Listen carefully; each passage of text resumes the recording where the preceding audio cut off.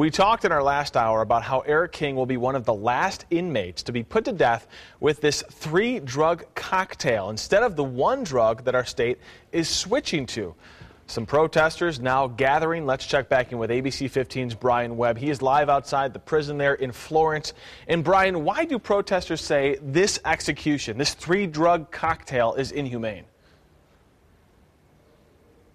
Protesters and the Mr. King's attorneys is really about the drugs involved in this lethal injection, why they were labeled for use on animals instead of human beings on 3 separate occasions. The state simply says it was a clerical error made by the same employee.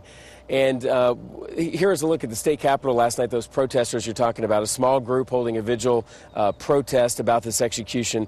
The King investigation actually has been called into question from the start, from the lack of physical evidence to what some consider unreliable witnesses, and of course the lethal injection drugs we've been talking about the past couple of days. But this group out there last night protesting executions in general as much as they were speaking out for Eric King. Executing Eric King tomorrow is not going to bring back anyone who was killed in the crime that he was accused of. The only thing it'll do is satisfy people's sense of vengeance. Eric King is 47 years old. He was convicted of killing a convenience store clerk and a security guard back in 1989 over $72.